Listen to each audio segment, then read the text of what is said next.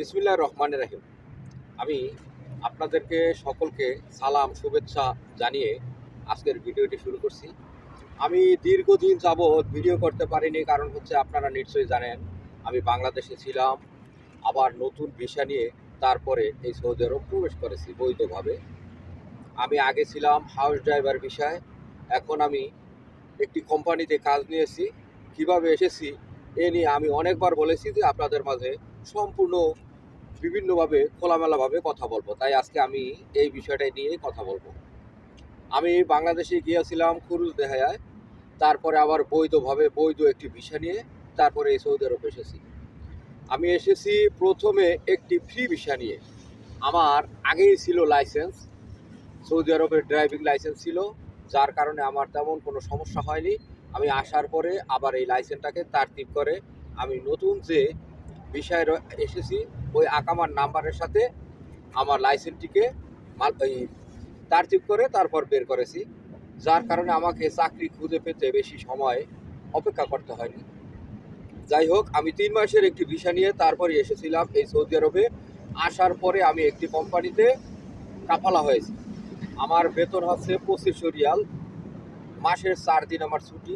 আমি ইচ্ছে করলে ওই 4 দিনের ভিতরে আমি ওভারটাইম করতে পারবো। আমার বিভিন্ন ধরনের সুবিধা, ইনশাল্লাহ হয়তো 3035 রিয়াল আমি ইনকাম করতে পারবো আপনাদের দোয়ায়। আমি বলবো, আমি এই 3 মাসের ভিতরে আমি কত ধরনের দালাল যে দেখেছি সৌদি আরব কাজের জন্য টাকা নেয়, নেবার পরে মানুষকে কাজ দেয় না, অথবা টাকা নিয়ে একটি কোম্পানিতে তাকে কাজের ব্যবস্থা করে দিয়ে 1 সপ্তাহ পরে আবার তাকে বের করে দেয়। ওই যে কোম্পানিতে লোক দেয় ওই কোম্পানির ম্যানেজার অথবা উপরস্থ কোনো কর্মকর্তার সাথে তাদের যোগ সাজস থাকে, তারপরে নতুন লোক আর একজন নিলে আবার তাদের ইনকামের ধান্দার একটি ব্যবস্থা হয়ে যায়। এই কারণেই এই দালালরা এইসব কাজ করে। যাই হোক, আমি ওই বিষয়ে আজকে যাচ্ছি না, আমার পার্সোনাল বিষয়ে আপনাদের সাথে আলোচনা করছি। আমি নতুন বিষয়ে এসে কাফালা হয়ে গেছি ইনশাল্লাহ। আমাকে নতুন মডেলের গাড়ি দিয়েছে। আমার হয়তো 2-1 দিনের ভিতরে ডিউটি শুরু হয়ে যাবে। আমি ডিউটির সময় কি কি কাজ করি, কি কি আমার সুযোগ সুবিধা, এ নিয়েও আমি আলোচনা করব যখন আমার কাজ শুরু হবে। এখন আপনাদের মাঝে এটুকুই আমি শেয়ার করতেছি যে আমি ইনশাল্লাহ ভালো রয়েছি।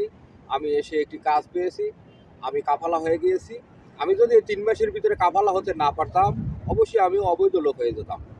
যাই হোক, আল্লাহর অশেষ রহমতে আমি কাফালা হয়ে গিয়েছি। এখন আমার সম্পূর্ণ দায়ভার আমার কপিলের, এটুকুই বলছি। আর আপনারা যারা বাংলাদেশ থেকে নতুন অবস্থায় এই ফ্রি ভিসা নামক ভিসায় আসবেন, তারা যে কতটা হয়রানির শিকার হবেন তা আমি বলে বোঝাতে পারবো না, কারণ আমি পুরান লোক। আমি 12 ঘাটের পানি খাওয়ার পরেই এই চাকরিটা বা এই কাজটি পেয়েছি।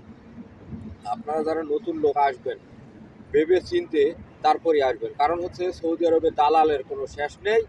এই দালালরা আপনাকে ওই কাঁচা কলাকে পাকা দেখিয়ে এক জায়গায় নিয়ে যাবে, আপনার কাছ থেকে টাকা হাসিল করে আর আপনাকে দেখাও দেবে না। আপনার টাকা নেওয়ার পরে আপনার সাথে ব্যবহার পরিবর্তন হয়ে যাবে।